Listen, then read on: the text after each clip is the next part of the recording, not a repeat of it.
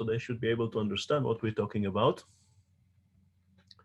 And let's do a share screen.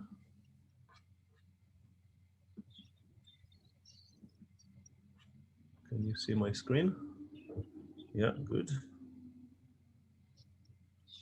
Is lecture 27. So last time we completed the discussion about the weak interaction and the Weinberg-Salam model of the electroweak interaction and the hypercharge. And there is still one thing which is missing, which is the masses. So if you remember, we had in order to get the symmetries in the SU2 left times Y1 U1 Y, then we had to assume that the gauge bosons are massless. Now we know that they are not massless. They have masses, so we need to find a way which will be consistent with everything that will introduce masses. That's called the brute Englert Higgs mechanism, which we will derive that in several steps. So we'll start to derive today, but I think we will not finish the derivation today. So there are two problems that we're trying to solve, right? One is that the gauge bosons, right? The first is that the gauge bosons, the W plus minus and the Z are massive. And if we try to give the mass, that this automatically breaks the gauge symmetry, right? The local gauge symmetry. And then within the standard model, there is another problem, right? Because we said that the left and right-handed fermions have different charges for the weak isospin, right? And different hypercharge, right? Which means that if we put fermion masses, they also break this gauge symmetry, right? The isospin and SU2L symmetry. So we need to find a way to give them the fermion masses which will not break the symmetry. By the way, before I begin, are there any questions about what we said last time?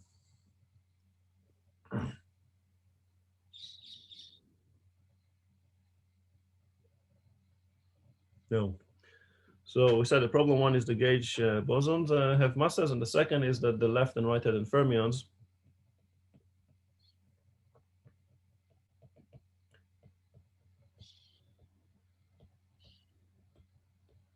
have different couplings, or different charges.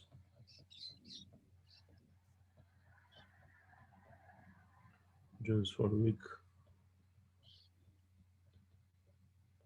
isospin or hypercharge, which means that the fermion masses breaks the symmetry.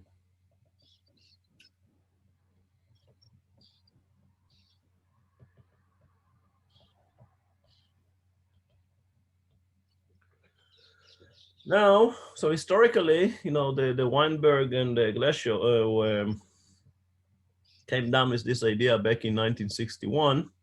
They had no solution to this problem, and then in 1964, Brute, Englert, and Higgs came up with the model. And as we're going to see, the model actually gives a prediction for a new particle, which is, of course, the Higgs boson, which was found later on. And it's now an essential part of the standard model of particle physics. Now, the idea of a hidden or broken symmetry, right? This is, I kind of mentioned it at the end of the last lecture. I mean, you know, in physics, we're searching for symmetry. It's beautiful, it's nice, you know, Newton's law, Coulomb's law, they're symmetrical. But there is something that breaks the symmetry, and we know that, right? You know, for example, in solid state physics, right, the essential forces are Coulomb forces. But although the Coulomb force would have a spherical symmetry, we hardly see any spherical crystals, right? There is something that breaks the symmetry there.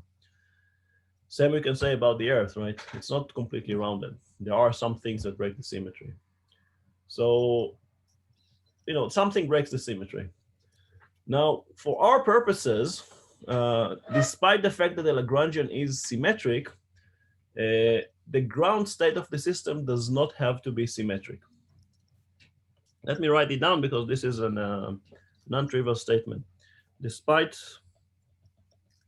the fact that the Lagrangian is symmetric, the ground state does not have to be symmetric.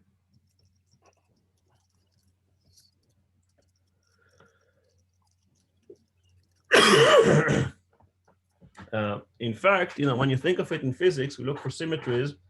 We don't look at the ground state. We look for states which are excited, so they are above the ground states. But in order to get things proper, because I don't expect you to know essence of quantum field theory, and we are working in the frame of quantum field theory, let's state things in an ordered way.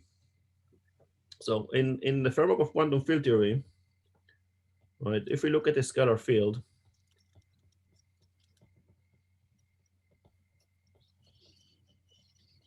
right, what is a scalar field? You must remember that. What is a scalar field here? We said that the scalar field phi, right, is a function of space and time, right? And it obeys some equation of motion.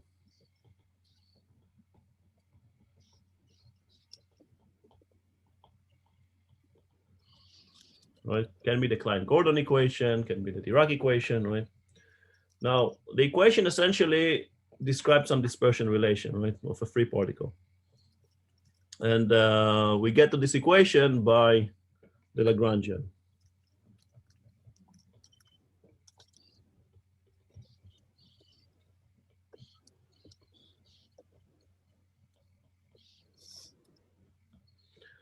Now, all these equations always have a trivial solution, right? All possible equation of motion. We can always have phi equal to 0. That's a solution to the equation, right? There is a trivial solution.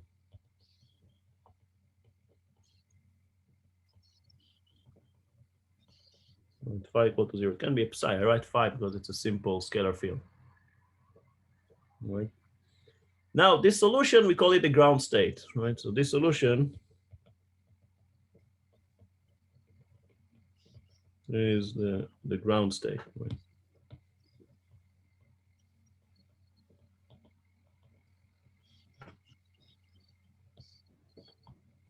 Right. Of course, it has the lowest energy.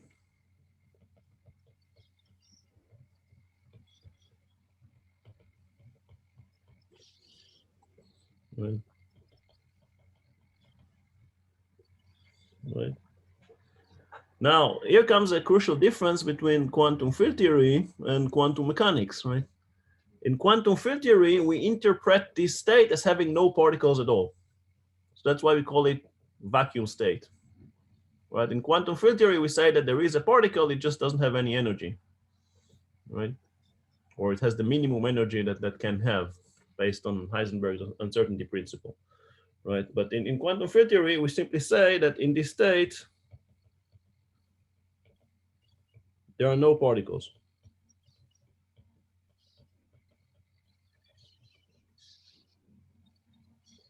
Right?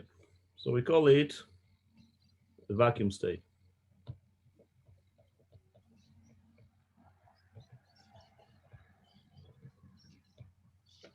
Right. Now, around this state, we do perturbation, right? We are interested in particles. So we do perturbation that creates a small number of particles, right? So the first quantum excited state is a state that represents a single particle, right? With a specific momentum. Second excited states represent two particles, right? So around this state,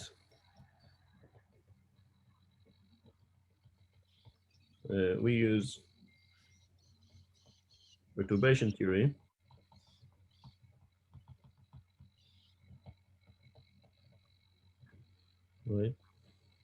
basically that's for small number of particles.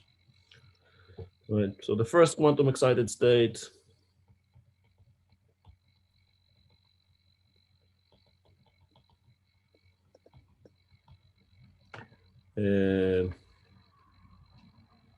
represents one particle.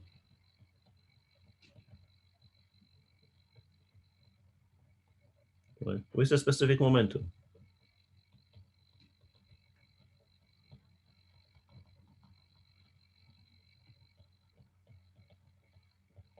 Right. Second excited states represents two particles, etc.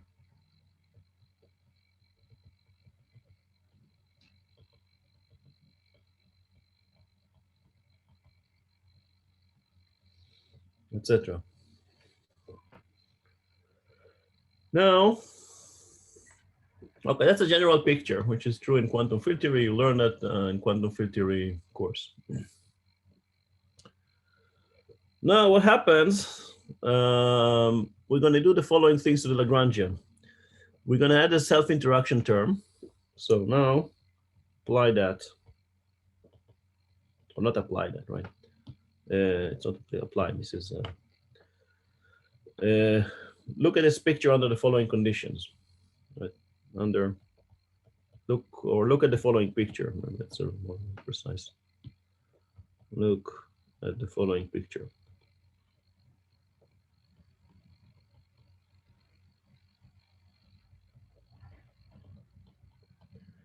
So let's add to the Lagrangian a self-interaction term. Add self-interaction term to the Lagrangian. Right. What happens in this case, right? We say that the particle is no longer free. It's not a free particle, but it has some potential of the self-interaction. The particle is no longer free, right?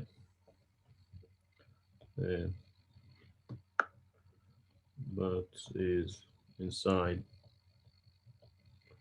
the potential of the self-interaction.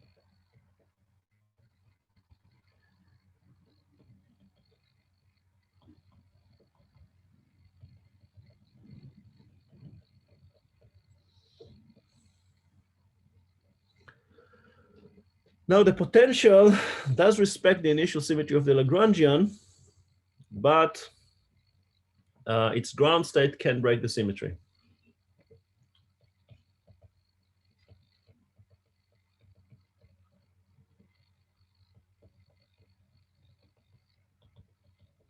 It respects the initial symmetry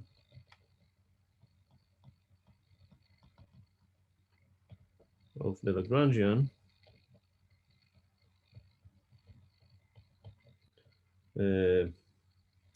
but its ground state will break its symmetry. Now what I'm going to show you is going to happen is that this situation, this picture, is going to lead us to a mass term of the different particles. We're going to gain masses for free, nearly. And it will also give us predictions that can be tested experimentally. This will lead to mass terms.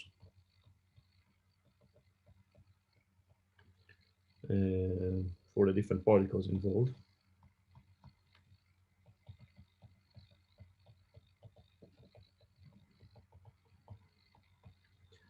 And to testable predictions.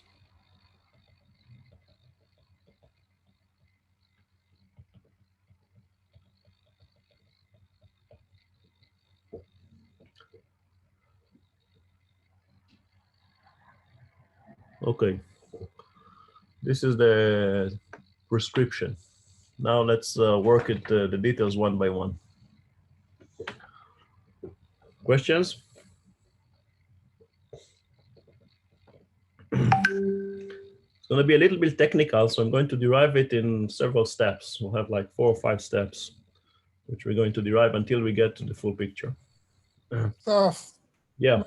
maybe one question. You started with an example of a Coulombic force, which is a spherical symmetry. Continue by saying that lattices and crystals are not like that. But Yes. why actually you expect that this will follow the same symmetry? Do you have an example of such a case? If I have an example, yes. If you think of, if you go above a certain size, then yeah, a certain energy level, then yes. If you think, for example, of a drop of water, and you put it in free space, it will be fully spherical symmetry, right? Yeah. Right. There are other examples. Actually, I'm not so expert in solid states, unfortunately. Let me think of what drop of water, it's a question of surface tension. Yeah, and what the surface tension comes from. This is exactly coming from Coulomb potential, right? Yeah, but just because it's stopped to be symmetric, it's just on the surface, because it's not surrounded by other atoms, then you get the net surface tension. Okay, I wouldn't argue with you because I'm not an expert in that. I think I wrote down some example here. Let me go back to that example. Another one, okay, that's an example of a spontaneous symmetry breaking. Let's wait with that. I'll get back to you later on with that. Okay. I don't think it's really matter for what we're going to say right now. I just want to give you some idea that it's not the first time in physics that we're seeing these symmetrical states which appear to be non-symmetrical. Okay, so let's start by deriving the mechanism. So what we're going to do now is symmetry breaking for real scalar field.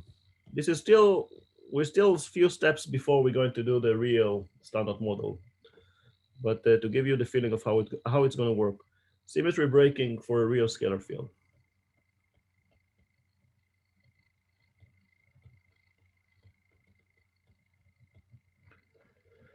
So let's assume that we have a real real scalar field, so a simpler scalar field,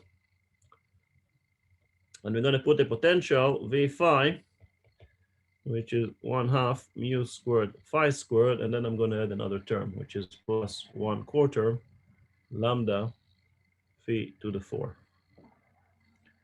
So the Lagrangian L, right, 1/2 d mu phi minus V of phi, right, 1/2 d mu phi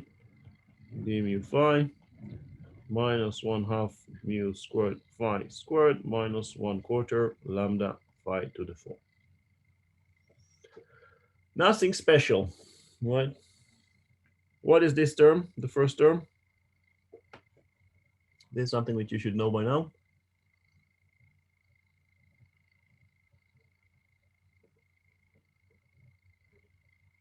Kinetic term. This is the kinetic term. Very good. Right, this is the kinetic term of the field phi. What is this term? 1/2 mu squared phi squared. Mass. This is the mass, of course. And we have a new term,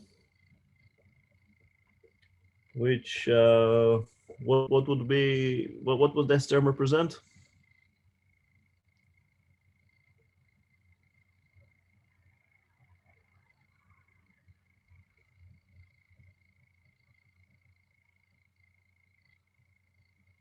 Is this the interaction? Exactly. This is a self-interaction term, right? Very good. So that means that our field, self-interaction, self-interaction. That means that our field phi, right, can have a vertex, a 4-dot vertex, which coupling of minus 1/4. Right? We have a self-interacting scalar field. Right?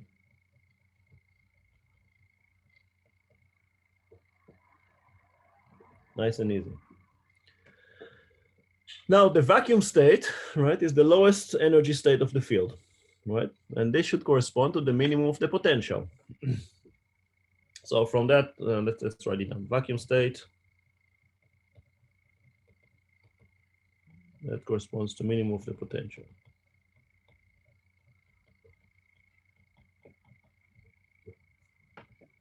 Right. That means that if we want the potential to have a finite minimum, that automatically means that lambda must be greater than 0.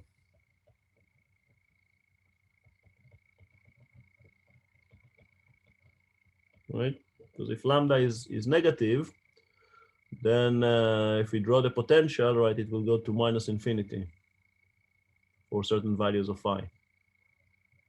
Right? When phi goes to plus minus infinity. Now we have two options really. So option number 1 is that mu squared is greater than 0.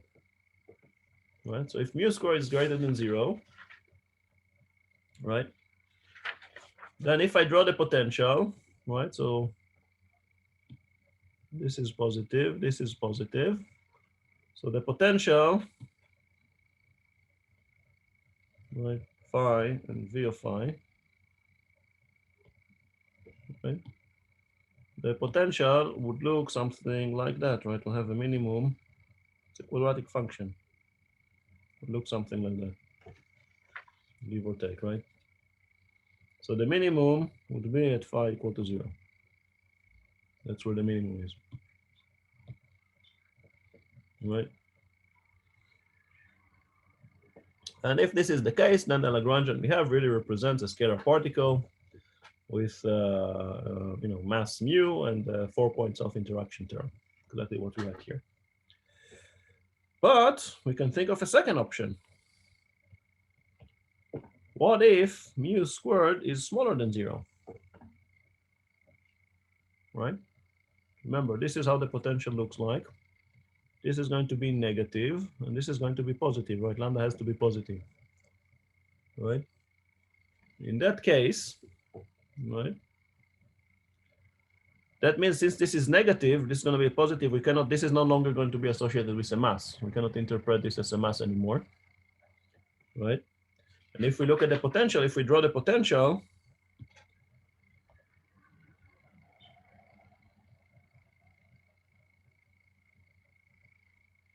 okay, this is phi and this is v of phi, then the potential now would look something like that.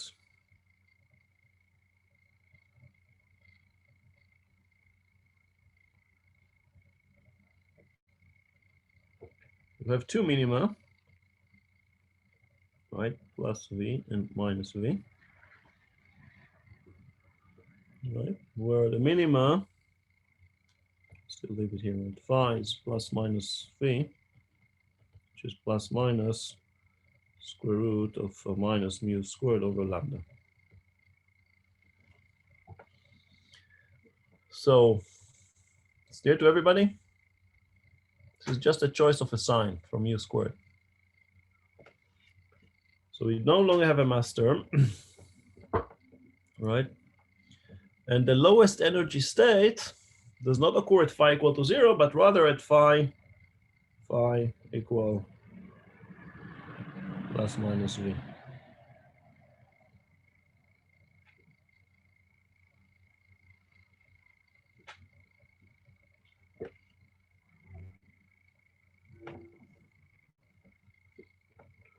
All right. In this case, we say that the field has a non-zero expectation value.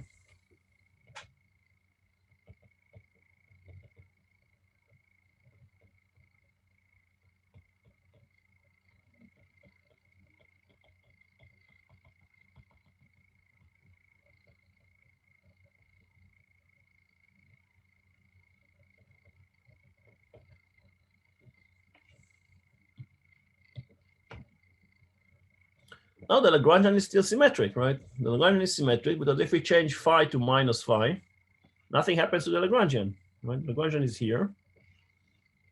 Lagrangian is symmetric under exchange of phi to the minus phi, right? But physically, right, the vacuum state can be only in one of the two possibilities. Either it's in a plus or in a minus, right? So L is symmetric under phi goes to minus phi. Is there But, is there a simple example that doesn't require an imaginary mass? wait. It's not a mass. Now we have to interpret this in a completely different way. We'll get to that.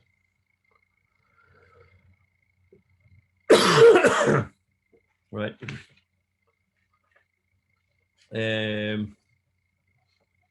Yeah, the example. There are examples. That's what I was looking for. There are examples. Wait. Let me finish that, and then we close it. Right. Now the vacuum state can be in only one of the two possibilities, right? So the vacuum state can be either in phi is plus v or phi is minus v, right? Now the choice of which one, right? That's going to break the symmetry of the Lagrangian, right? And when this happens, then it's called a spontaneous symmetry breaking, right? So the choice of which state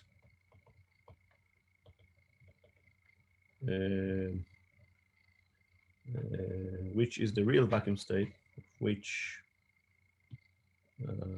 is a physical vacuum state,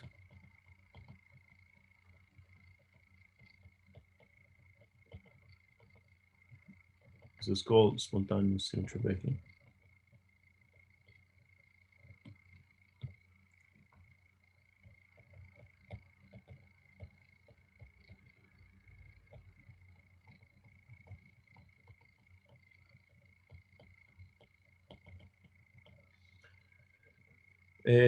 So the analog example is if you think of a ferromagnet that is cooled below the Curie temperature, right? Then, above the Curie temperature, the spins are random. But if you go below the Curie temperatures, the spins are going to align in the same direction, right? But you don't know in advance which direction it's going to be.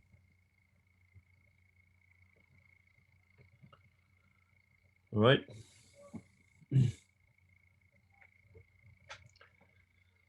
Now, question? Did this answer your question?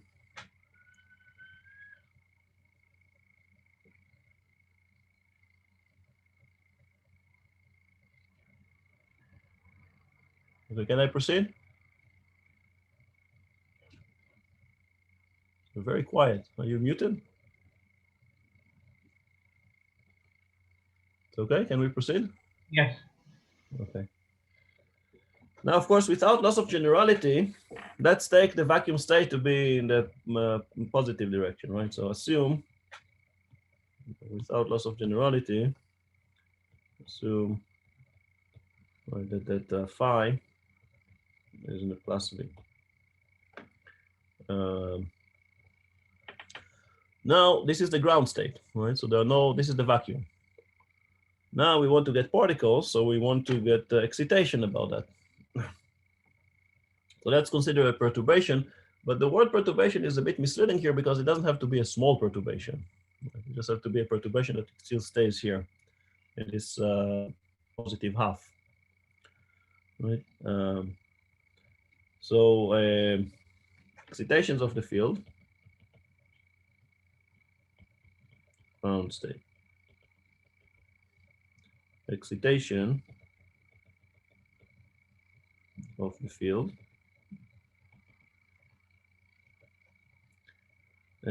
Describe particle space.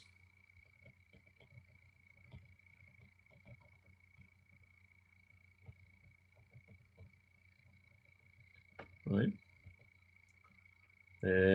We can write it down as phi of x is v, which is fixed, plus another field eta of x. I'm simply shifting now, right? I'm breaking the symmetry in the sense that I'm shifting the field from, its 0 point to the 0 being at phi equal to v, right? So I can express now the Lagrangian rather than in terms of phi, in terms of the new field, eta, right? And v, which is constant. So I take the Lagrangian, which is written here, and I simply plug in, every time I see a phi, I plug in v plus eta. Remembering that v is constant, so I don't need to take its derivative, right? So I end up that this Lagrangian, right, this Lagrangian, I can write it down as L is 1/2 d mu eta, sorry.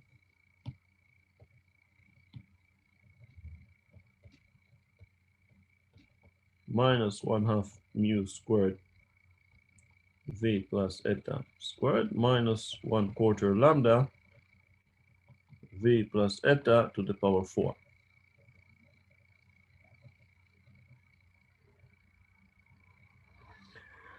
Now, rather than v, no, actually, then we still have the mu squared here, but I don't need the mu squared because I know that the minimum of the potential is right here. So mu squared is minus lambda times v squared.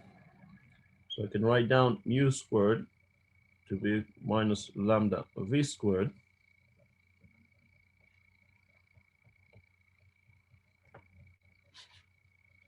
And then I can further simplify the Lagrangian, and I get the Lagrangian is 1/2 d mu eta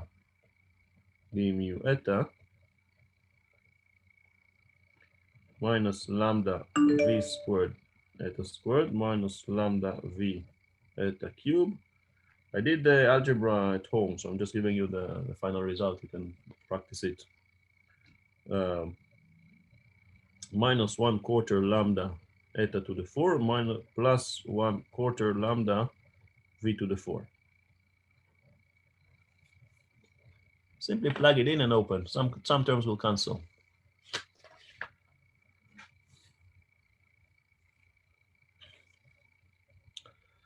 Okay. So we have one term that is proportional to eta squared, which is this term.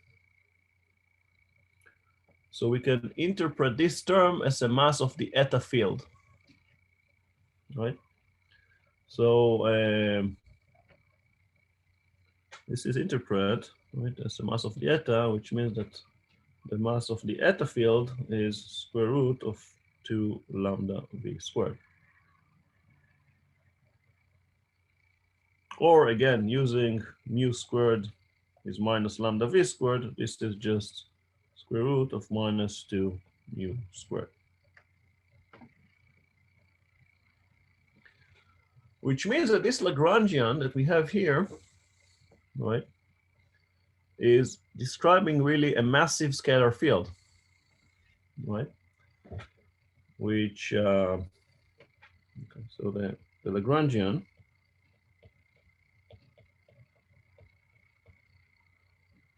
right, describes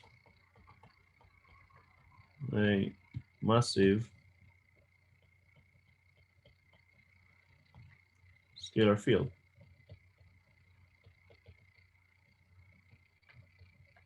Eta. Right. Now we say that the mass was created or discovered by the symmetry break.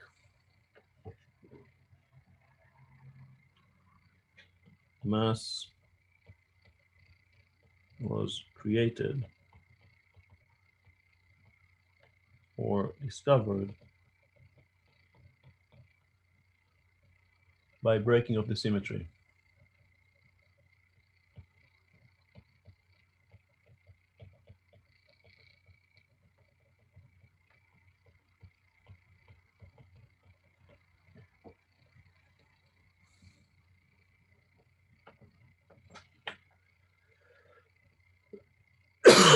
now when you think of it a little bit, you realize that we get to this mass term because what we did at perturbation, right here we had the perturbation, and we required that the we are near the minimum of a parabolic potential well. Essentially, this is the standard thing we do in physics, right? We take any potential and we say, okay, we can approximate it as being a parabolic near the minimum. Right. Again, it's a similar thing. Similar analogies exist in other branches of physics, right? Phonons obtain their effective mass because being near the minimum of a parabolic potential. Now we still have some other terms here, right? So we have this, triple potential and a quadratic potential, right? So we can interpret them or identify them as triple and quadratic interaction terms. So we can interpret these terms as being triple term, right? So something like that, right? Eta, and eta, right? It's a coupling constant of lambda v and the quadratic one. Eta, so we'll have a 1/4. Happen?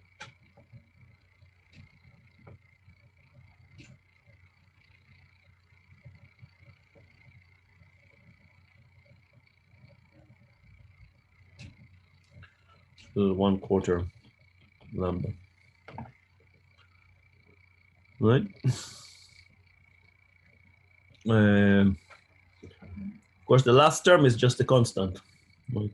This term here is just a constant, so it has no real physical meaning.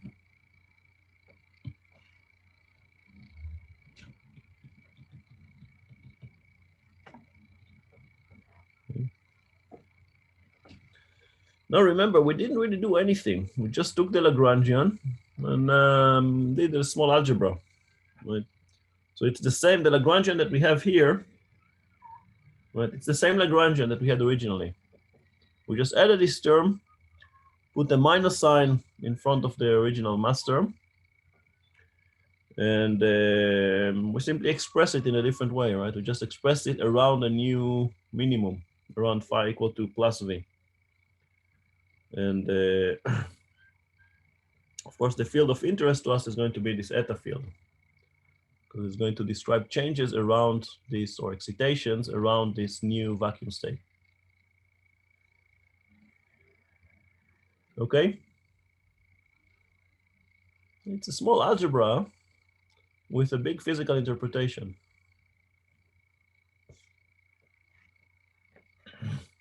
Any questions?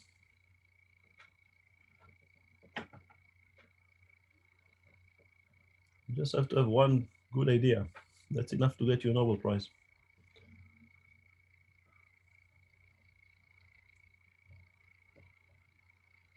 All right.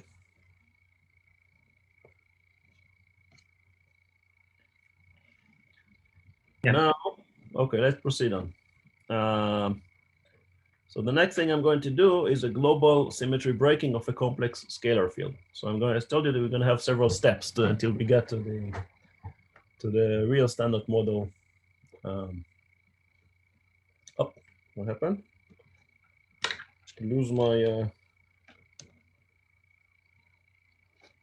Okay. Oh, it's back. Yeah, I have a weak. Okay.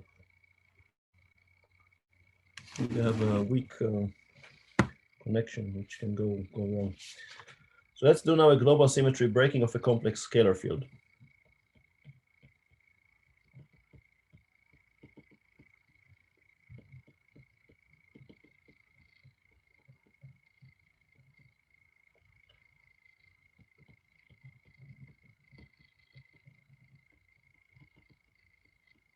Going to raise the level of complexity. So in the previous example, we spoke about the real scalar field. So now let's talk about a complex scalar field. So let's write down phi as 1 over square root of 2, phi 1 plus I phi 2. So we have now two real scalar fields.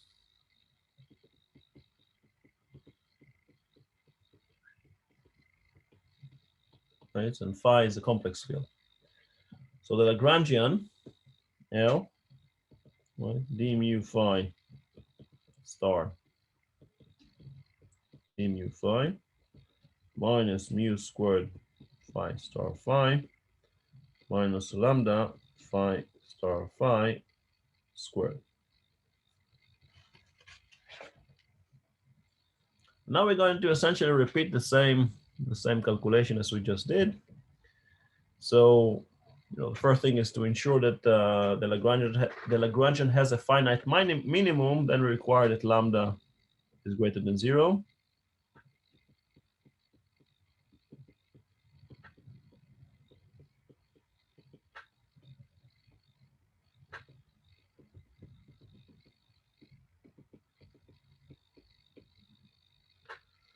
Now, just by looking at this Lagrangian, right, it's clear that we have an invariance under global U1 phase transformation, right? L is invariant under phi goes to phi prime E I alpha phi, right?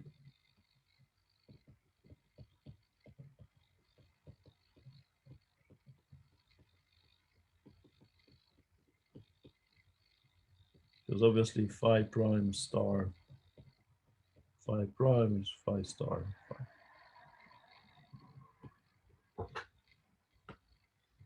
Should be quite straightforward by now. Now again, similar to what we did for the real scalar field, we have two options. If mu squared is greater than 0, then the minimum of the field occurs when both, the minimum of the potential, sorry, occurs when both fields are equal to 0, right? So for A, right, mu squared is greater than 0, then if I have to draw that, let's try to draw that with my phi 1, phi 2. This is the potential v phi. So it should look like a ball, basically.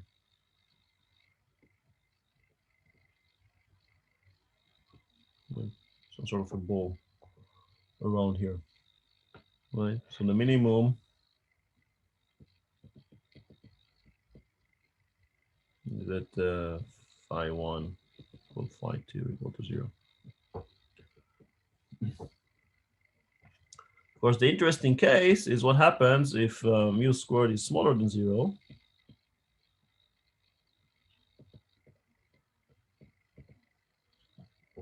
And again, if I have to draw,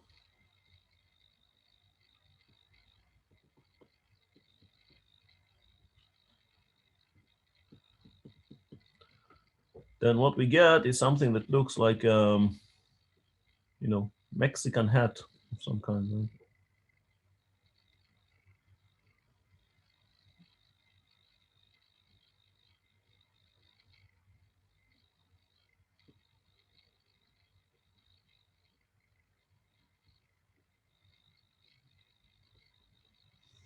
What you understand from my lousy drawing, what's going on here? So it's sort of like a sombrero in some sense.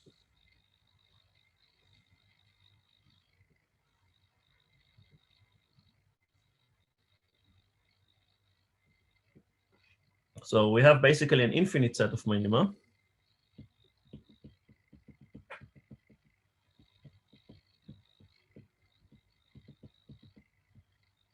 Right, which are defined by 2 phi star phi, which is just phi 1 squared plus phi 2 squared, is minus mu squared over lambda. And we call this v squared.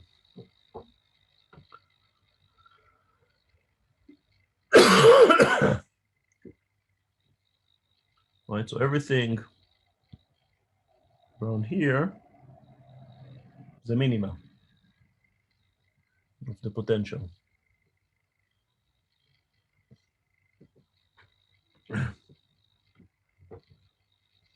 course, the physical vacuum state will correspond to a particular choice of point in this circle. And when we do that, we have to break this global U1 symmetry of the Lagrangian.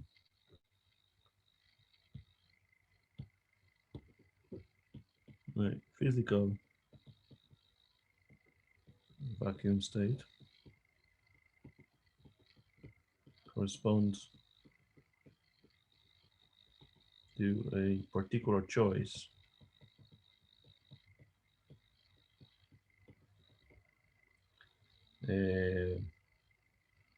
or particular point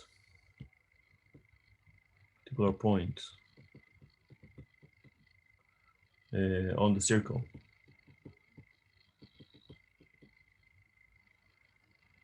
Right, which means that this breaks or breaking global U1 symmetry. Right. So here it's quite obvious what is the symmetry of the Lagrangian, right? Since we can rotate this sombrero, it's the symmetry of the Lagrangian. So again, right, without loss of generality, we're going to choose the vacuum state to be in the real plane. So we're going to put this to be the vacuum state that we choose right here. So we choose phi1, phi2 to be equal to V and 0. That's our choice. Once we made this choice, we broke the symmetry. Right? And then we do like we did in the previous case of the real field, right? So we expand the field around this vacuum state. So we expand the field.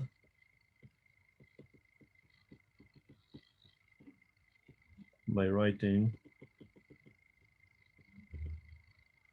phi1 of x is V plus eta of x. Phi2 we don't need to expand, right? So this is in this phi1 direction.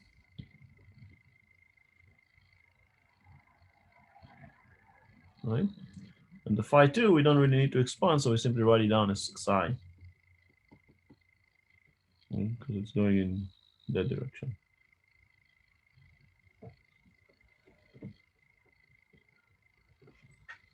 So overall, we write down phi to be phi of x, right? 1 over square root of 2, V plus eta of x plus I psi of x. So psi is a radial perturbation. So sorry, eta is a radial perturbation.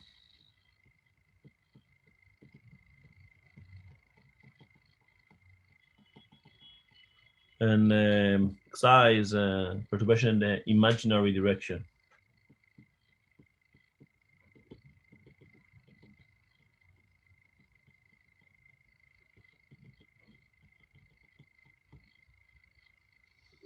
Right. So again, now it's just a matter of simple algebra, putting all that back in the Lagrangian, and using the fact that phi star phi is just 1/2 V plus eta squared plus psi squared. And again, mu squared is minus lambda V squared. And then we write the Lagrangian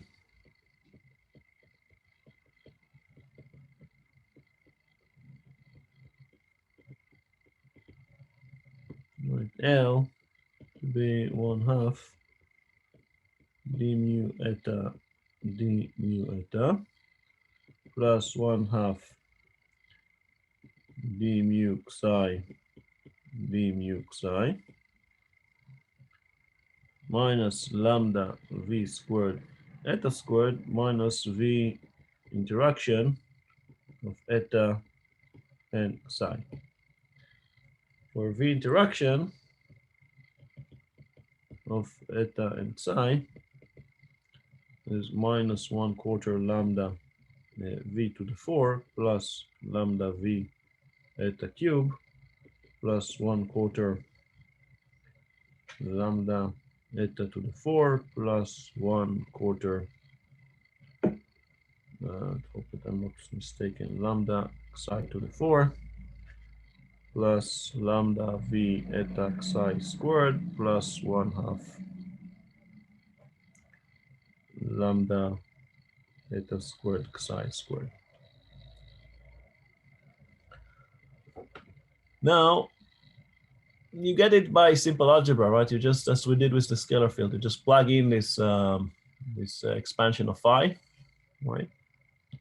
This expansion of phi, you just plug it into the Lagrangian, and you open up all the terms, and that's what you get.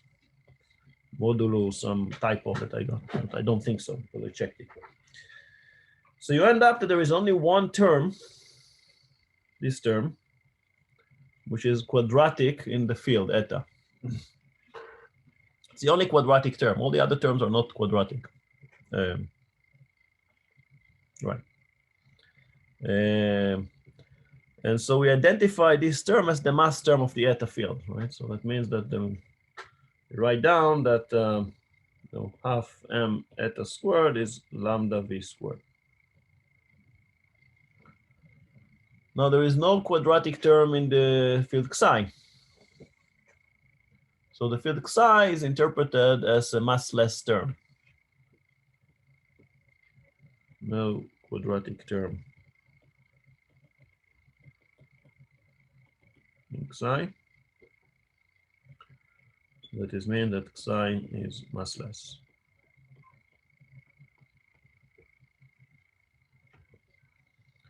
Everything else, which means all the terms which are inside this interaction part of the potential, right? Everything here, right? All these terms represent interaction between the fields, right? So I have triple and quadratic couplings of the fields eta and psi. Right? So it's a triple quadratic,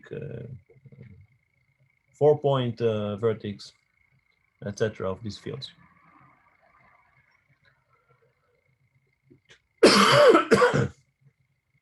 Now, so we got one, the excitation of the massive field eta, right, as we had previously, right? So this is the field eta, would go in here, right? So these excitations are in the direction where the potential is quadratic, right? The first order, of course, quadratic. Now, the particle that describes the massless scalar field, psi, right? It's an excitation in the perpendicular direction, right? So the psi would correspond to excitations in this direction, where the potential is not changed, right? I start from the minimum point, then I try to shift it a little bit. The potential doesn't change. And I get a field which is massless. There's no masses to these fields in this direction. Okay. Now this massless particle or field, right, scalar field, you might have heard the name. Does anybody want to guess? No. It's called a Goldstone boson. So the field psi, the massless scalar field psi is called the Goldstone boson.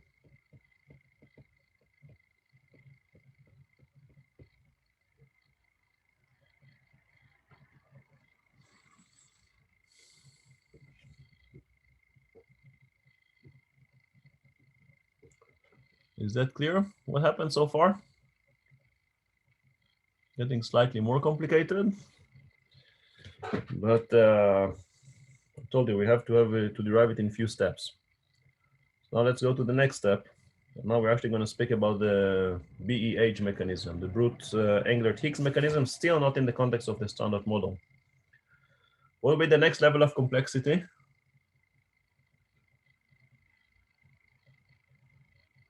Anybody want to guess? Vector field? No.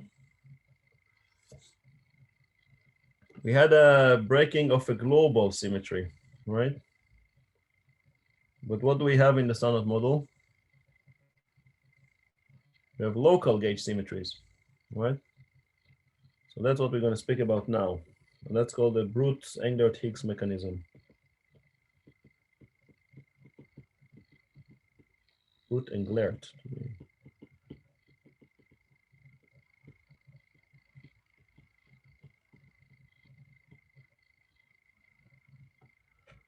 For short, it's the Higgs mechanism, right?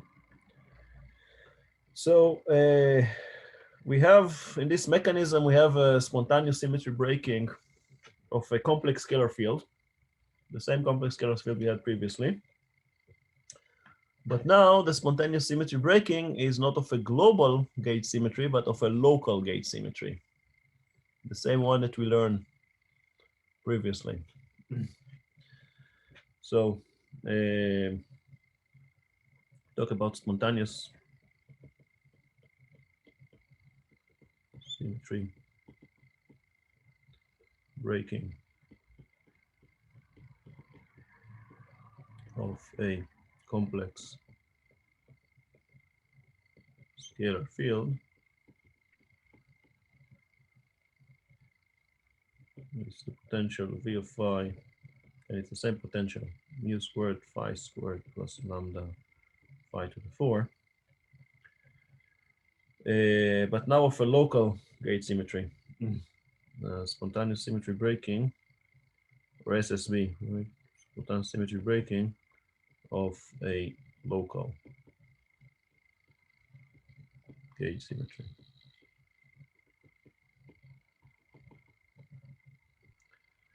Which is given by a local gauge transformation.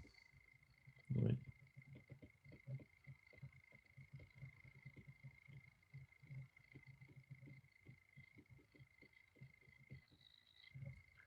So let's start with the simplest one, which is the local U1, right? So, for example, this is not yet the standard model. So the example I'm going to give to show you what happens is the local U1 transformation, which is phi of x goes to phi prime of x, which is EIG chi of x, phi of x.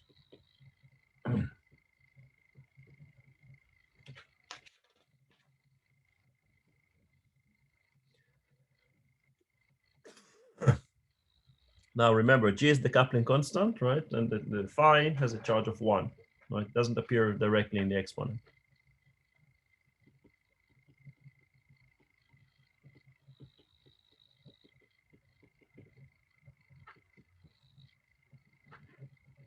Right? For electric charge, we had a QE, right? E is the coupling constant, Q is plus minus 1 for protons and electrons. So now we have to apply everything we learned previously, right, about local gauge symmetries.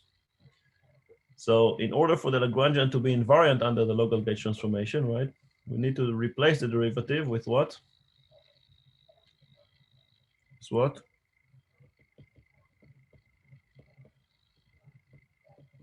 What did we do?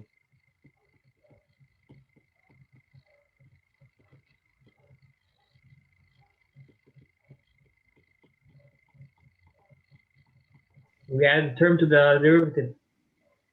What did we do to the derivative? Added a term. Right. We replace it with a covariant derivative. Very good.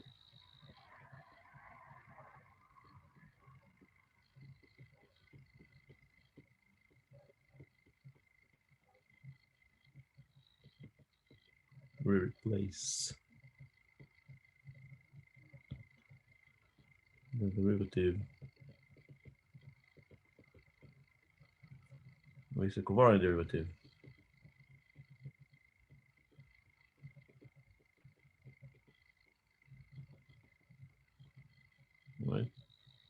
d mu goes to d mu, which is d mu plus ig b mu, right? So introduce a new gauge field, right? B mu, which by itself has to transform in a certain way, where B mu, right, the gauge field, goes to B mu prime, which is B mu minus D mu chi of X.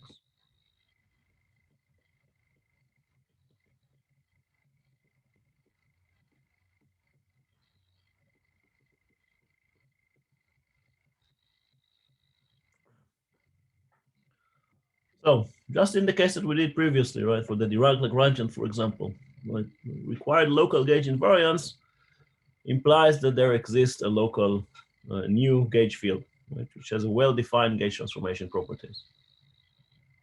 So the requirement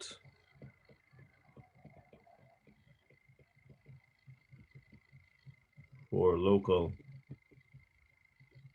gauge invariance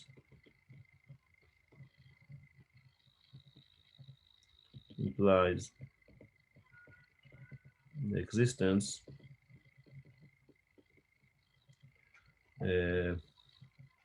of a new gauge field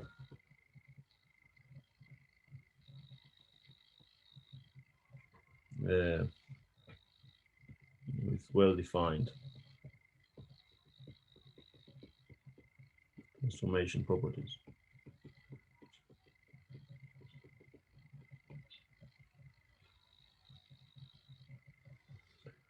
So the combined Lagrangian, right, of this complex scalar field phi and the gauge field V, we get the Lagrangian is L is minus 1/4 f mu nu plus d mu phi star e mu phi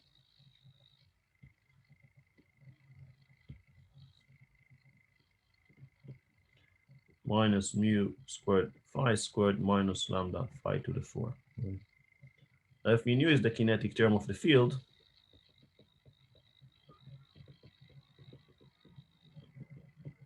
Similar to what we had previously, F mu nu would be defined as d mu b nu minus d nu b mu. Just to make sure that we have a kinetic term for the field as well.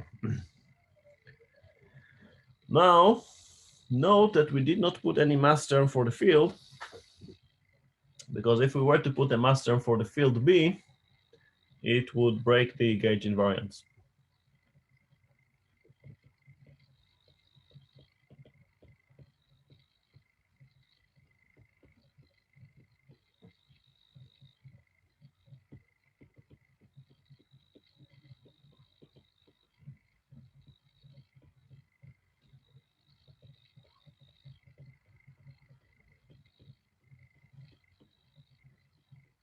Which is exactly what we had previously, right?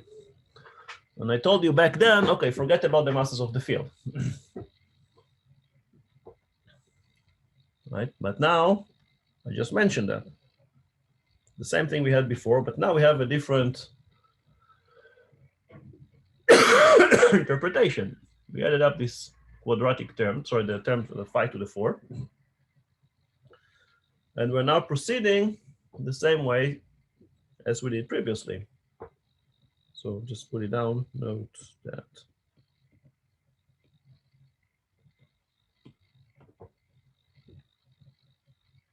So now for mu squared smaller than 0, the symmetry now breaks, right? For mu squared smaller than 0, then the symmetry breaks.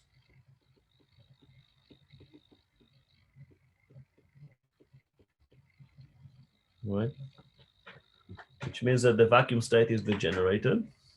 And the choice of the physical vacuum would mean that we have to have a spontaneous break of the symmetry.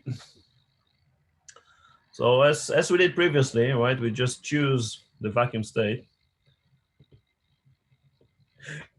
We choose the vacuum state. Right. Phi 1, phi 2 is V and 0, exactly what we did previously. This is the spontaneous symmetry breaking. or SSB.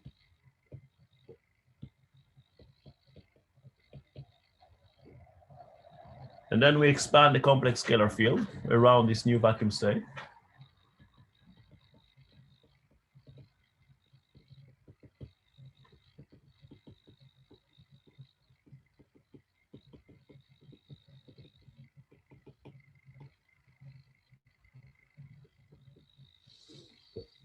Put everything here inside the Lagrangian.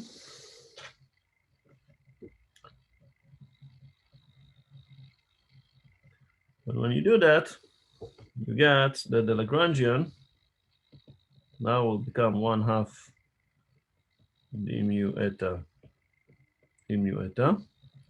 minus lambda v squared eta squared plus 1/2 d mu psi minus 1/4 half mu nu plus 1/2 g squared v squared b mu minus v interaction, which contains all the interaction terms, plus g v b mu times d mu psi. So again, this is just algebra, right? Just plug in everything into the Lagrangian and that's what you get. Now, I strongly urge you to do that at home. Don't trust me.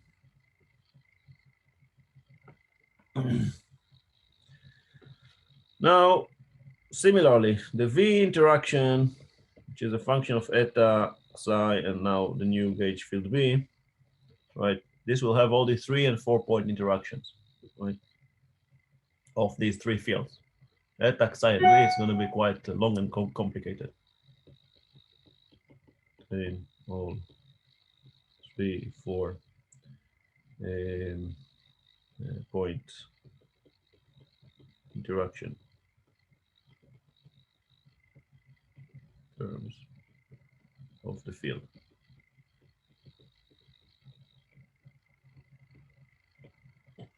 Right, the fields do interact with each other.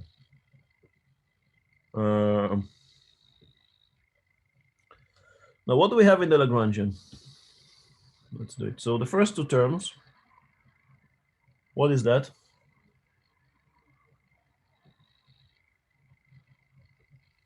Kinetic term? Sorry? Kinetic term. The first 2 terms represent the field eta, right? So we have the field eta. It's a massive field, right? So let's call them terms 1 and 2, 3, 4, 5, 6, 7. We have 7 terms in the Lagrangian here.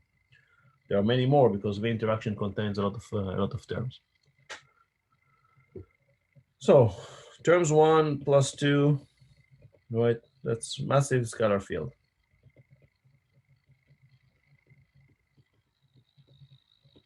Right, eta. The mass, half m eta, is just lambda v squared.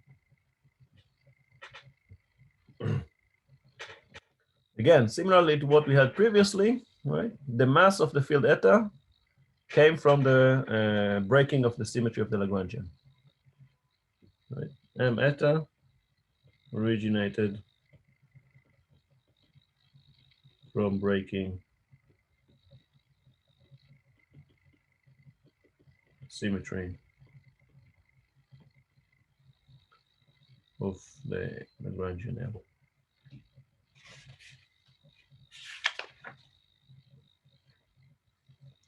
Now we have a third term. What is this term?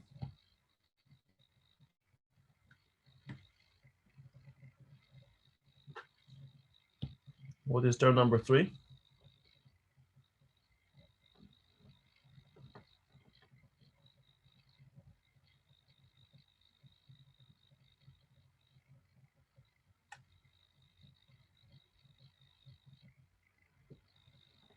The Goldstone mode. This is the Goldstone boson, right? This is a massless, right? There is no mass term for this one. So term number 3, right, is the massless scalar Goldstone boson.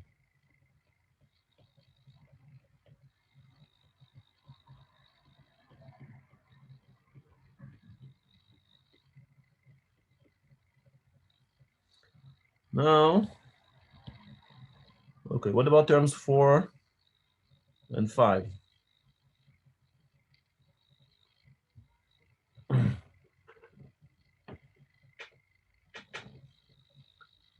So what are these terms? What appears in these terms?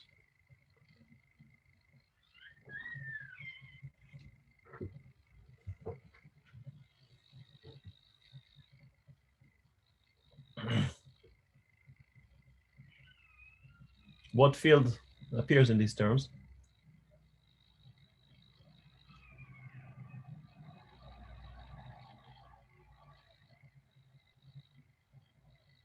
Gauge boson. Right, this is the gauge boson, right? This is the kinetic term. Number 4 is the kinetic term for the gauge boson, right? And what is number 5? That's a mass term for the gauge boson, right? But this is a new term, right? We did not have it previously, right? We did not have it when we had the breaking of the global gauge symmetry. Now with this new term, right? This term here, right? This is a new term that appears because of the breaking of a local symmetry, right? This is the Higgs mechanism, right? We obtain a mass term by breaking a local gauge symmetry. So 4 and 5, right? This is the vector field B mu, right? Term number 5, right? Means that the previously massless gauge boson B mu got mass, right? 1/2 G squared V squared is 1/2 M P.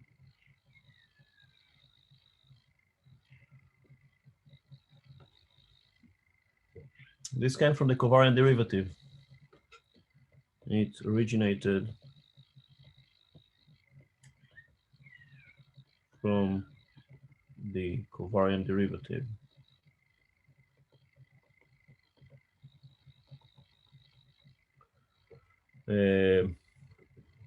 Which means that it's really a result of a local symmetry breaking.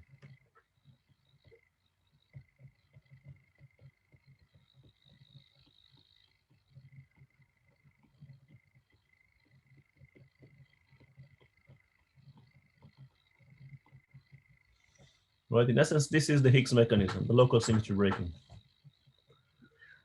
as opposed to global symmetry. This is the Higgs mechanism.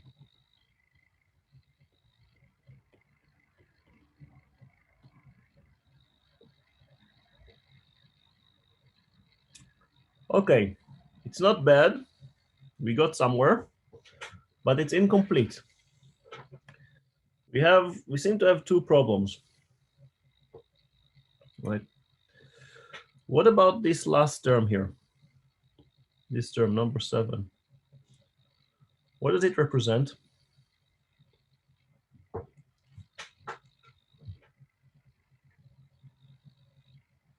What do you see here? I'm seeing here a direct coupling, right, between the Goldstone boson Xi and the vector field B,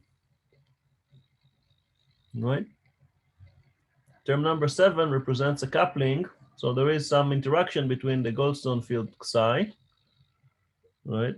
But this is a scalar field, which is spin 0, and the gauge boson B, but this is a vector field, right, which has also spin 1. So it's not clear. I mean, it cannot be physical in that you have a vector field with spin 1 interacting directly with the scalar field of spin 0. So that's one problem. So, however, term number 7 represents a direct interaction between the Goldstone boson.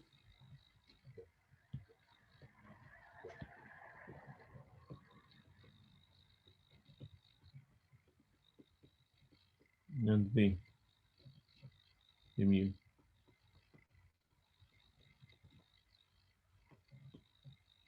Cannot be physically.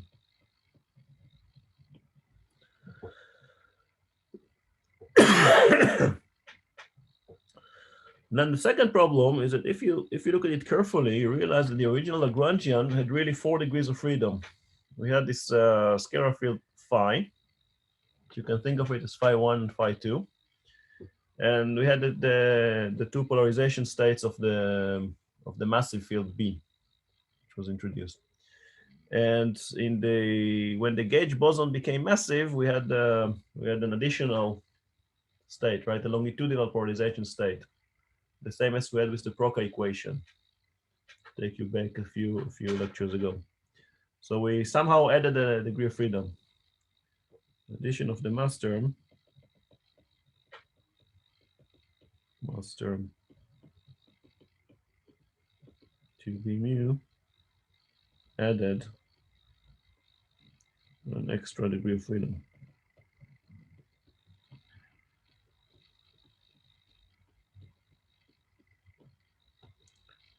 Which doesn't make sense. So what do we do with these problems? So the way out is to realize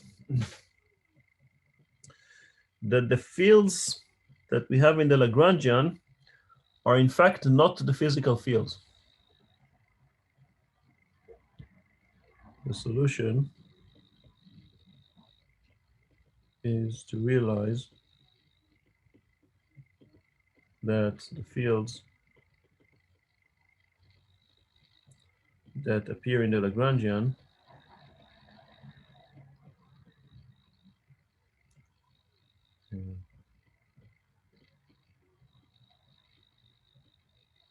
are not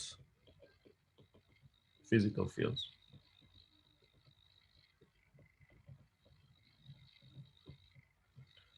Right? So in fact, we can eliminate the Goldstone term from the Lagrangian by noting that we have, so everything that involves in the Goldstone, let's picture it in some color. What color should I choose? So the Goldstone, right? We have the kinetic term, right?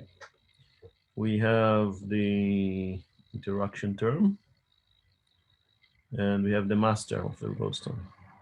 So if I take these 3 terms, 3, 5, and 7, I can write down term 3 plus 5 plus 7 of 1/2 d mu psi plus gv b mu d mu psi plus 1/2 g squared v squared b mu. I can write them down as 1/2 g squared v squared b mu plus 1 over gv d mu psi squared.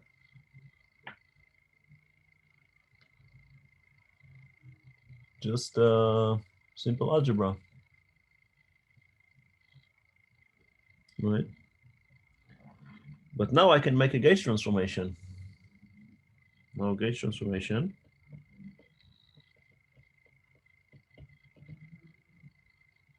B mu of x, right? Go to B prime mu of x, which is just B mu of x plus 1 over gv d mu of psi of x.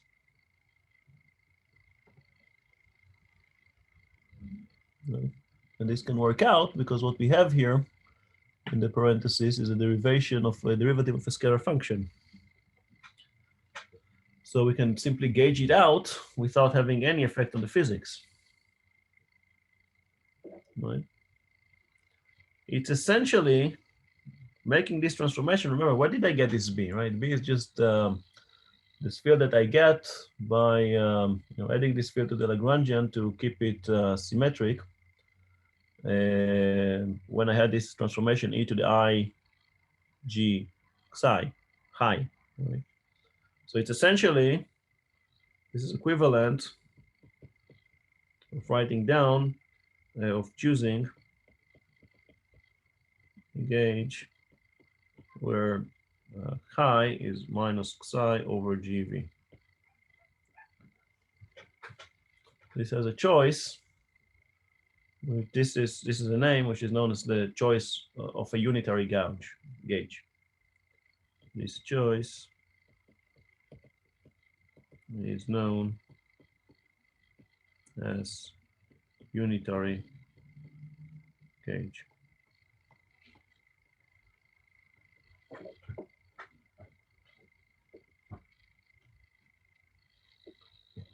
So the corresponding gauge transformation would be, let's put it down,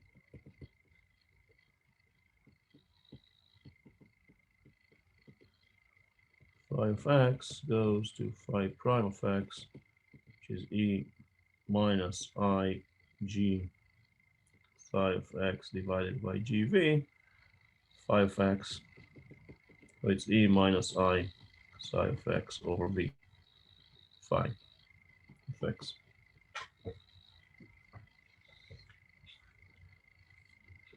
And when we do that, we can write down the Lagrangian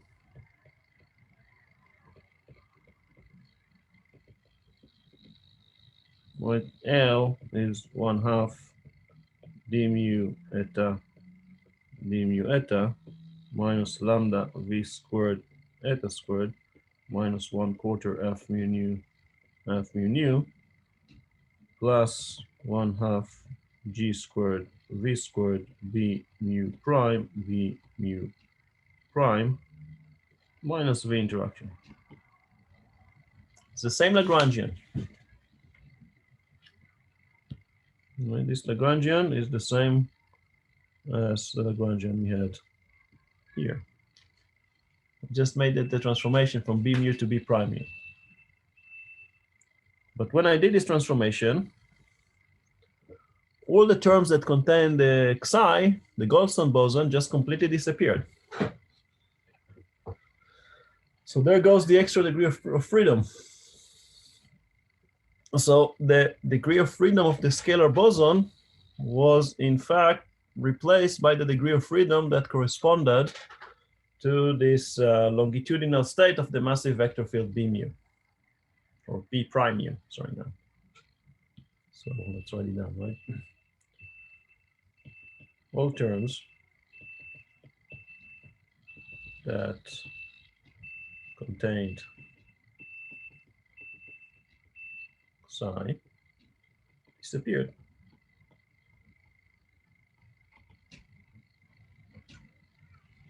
So solving the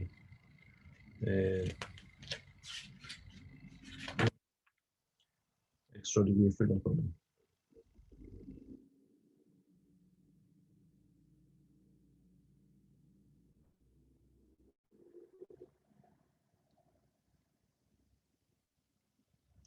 Right. We say simply that the Goldstone boson was eaten by the gauge field. Right. This is what happens in the unitary gauge. So the degree of freedom of the Goldstone scalar was replaced by the degree of freedom of the correspond to the longitudinal state of the massive vector field B. So simply say that the Goldstone boson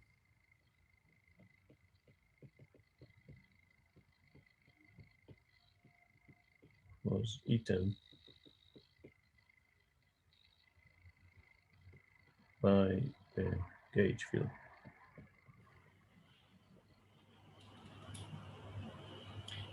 Can I ask a question, Asaf? Yeah, of course. This is a very neat and elegant mathematical trick, but nature, if I understand correctly, doesn't choose a gauge, or it's invariant under gauge transformation. So any gauge must be equally valid. Yeah. So why is this? I mean, okay, it's a mathematical trick, but why? So does this Goldstone mode exist in nature, or like? We're still not talking about the standard model. We're talking about the general U1 local gauge symmetry. But given a system where this Lagrangian describes the system, right? Yeah. Is this?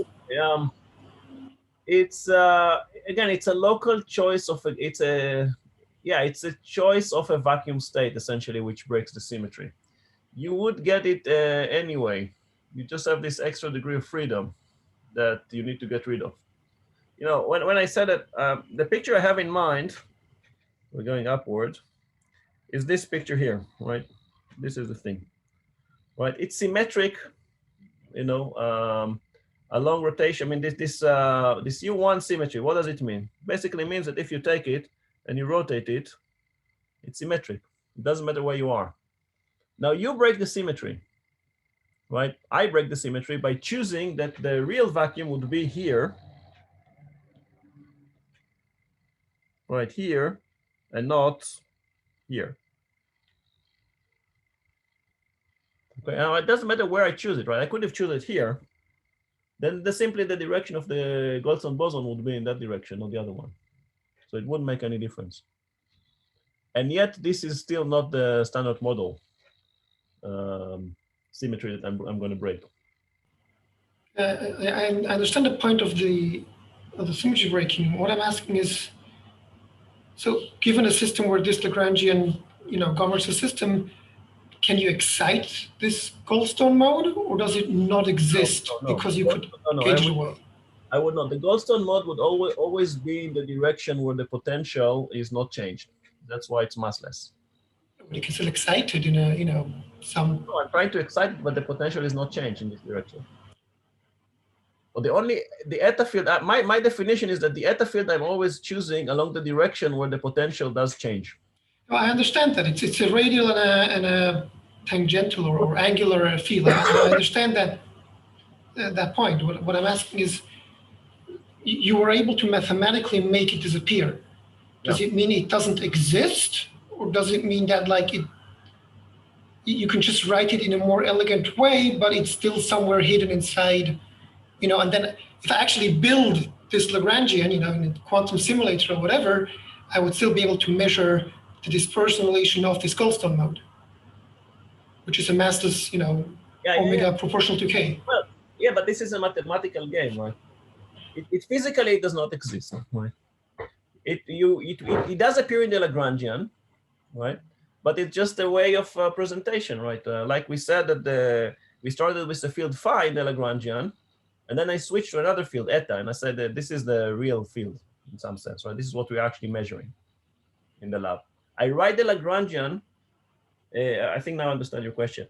I write the Lagrangian, right, in terms of some fields, but when I do measurements, right, these do not correspond to the physical measurements I can do. I do not measure the field phi. I do measure the field eta. I do measure the B. Now, essentially, B is going to turn out to be the W and the Z bosons. Not here, but in the next level of complexity, right? But, let me finish.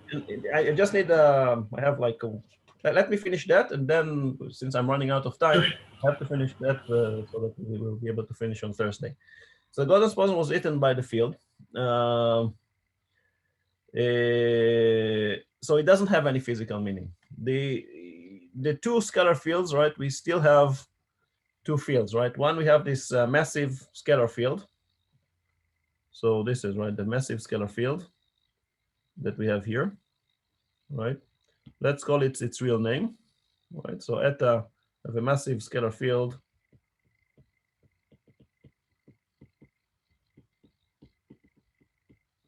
Right, it's called eta of x. And I guess you can guess what is the common name for this field. It's denoted by age of x. So that's a Higgs field, or that's a Higgs boson.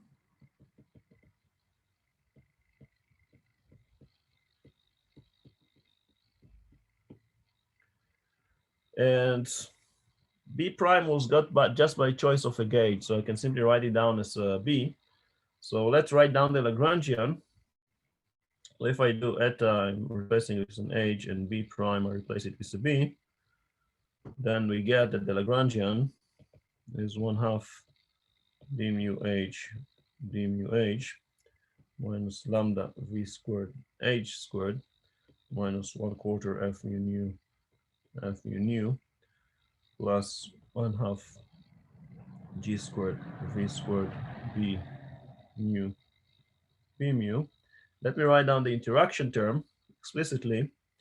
That gives plus G squared V mu H plus 1/2 G squared B mu H squared minus lambda V H cubed minus 1/4 lambda H to the 4. So the first two terms here, this is for the massive H scalar.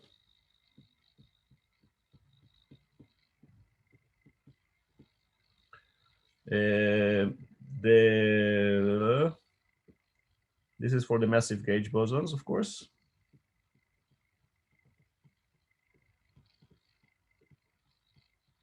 Right, so we get the gauge boson, which now does have a mass, which is what we wanted. And these ones are interactions between the Higgs field and the gauge boson. Right, and this is self-interaction of the Higgs with itself.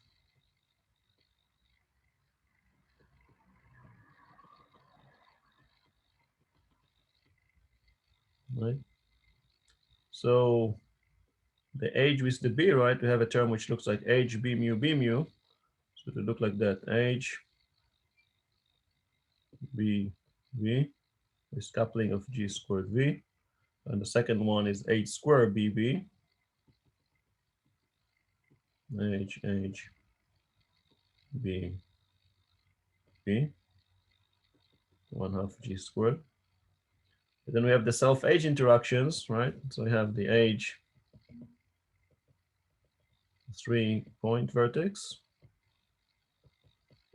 and then the 4-point vertex. H with coupling of 1/4 of lambda. Right, now the mass of the gauge boson, right? MB, what is that? Just GV. MB is just GV. This theory, right? It just relates to the strength of the gauge coupling and the vacuum expectation value of the Higgs field. We also have the mass of the Higgs field, M Higgs, right? It's just square root of 2 lambda V.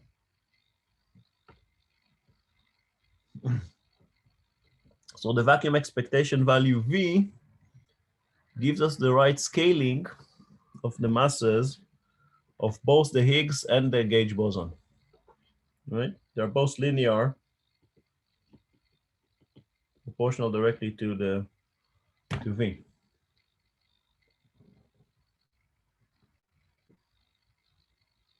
So just final words, and then I'll answer questions. So we assume the local gauge symmetry, right, U1, which breaks the ground state of the potential of a complex scalar field, right? And as a result, what we got is that 1 degree of freedom of the scalar field was eaten, right, and then added to the gauge field, thereby obtaining a mass. The 2nd degree of freedom of the scalar field becomes a massive scalar field. And we know exactly what are the allowed interactions, right, between the massive scalar field and the gauge boson. And we also know exactly their couplings.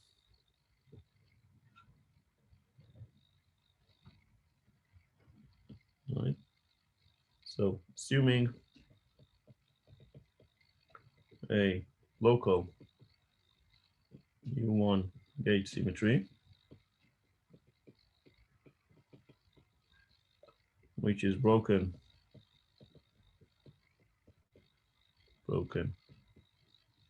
by the ground state of the potential of a complex scalar field.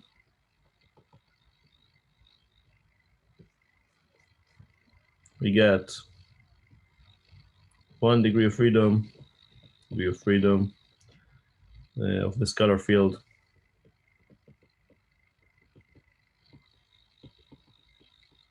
namely the Goldstone, right? Psi E10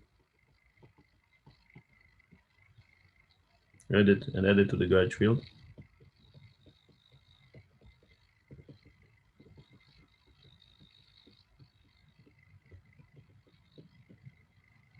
Which acquires a mass.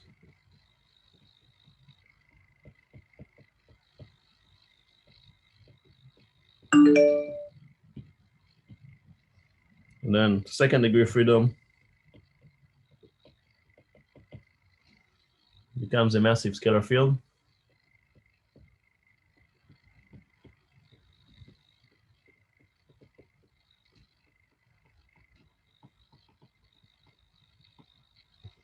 And we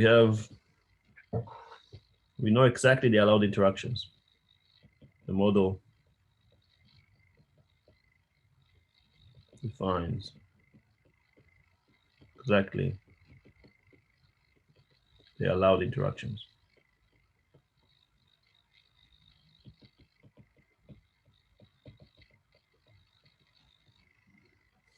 And the couplings.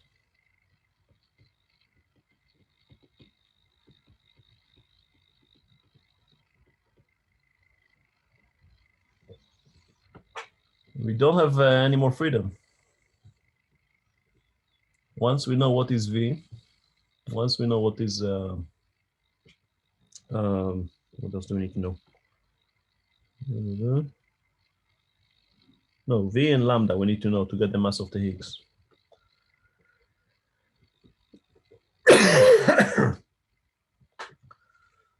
But we know exactly what interactions we're going to get. Now, this is still not the standard model Higgs. This is just an example of a local U1 gauge symmetry, right, which is broken. Now, which symmetry do we have to break spontaneously in the framework of the standard model?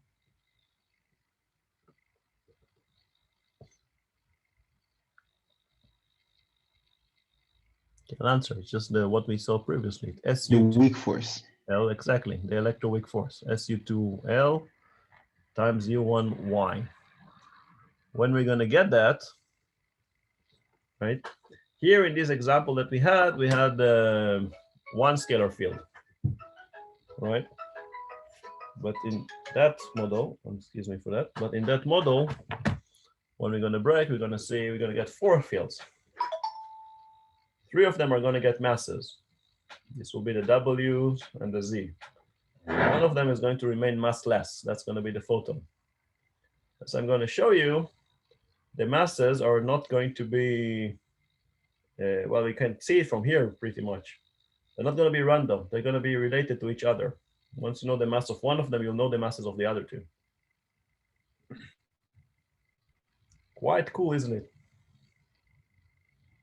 Very cool. So okay, so we will discuss that on Thursday. And then we will discuss how, in addition, the Higgs mechanism not only gives masses to the W and Z bosons, but in fact to the entire fermions. And then we'll discuss, once we understand that, we can discuss how it's been experimentally measured in the lab. The lab is, of course, CERN, in the ATLAS and the CMS detectors. What exactly was done there and how it was done. And that will pretty much get us to the end of the semester. I would be happy to have another tutorial, which I don't see when to put. So I might as well skip it, or I might just post it on the course webpage and I'll let you study it yourself. There are a few bits and pieces that I want to finish about the particle detector, which will kind of close it up everything which we're doing about how these detectors work and how they discover the Higgs. And that is going to be it. Now I started to think of your exam. Since this is the first time the course is given here, not exactly, I understand it was given from a few years ago by somebody external to Bar-Ilan. But it's the first time it's given by me, and you don't have the experience in past exams. I will not make it a very difficult exam, but I definitely will require you to show knowledge and understanding. Not so much memorizing. I don't expect you to memorize, but yes, to understand. Questions?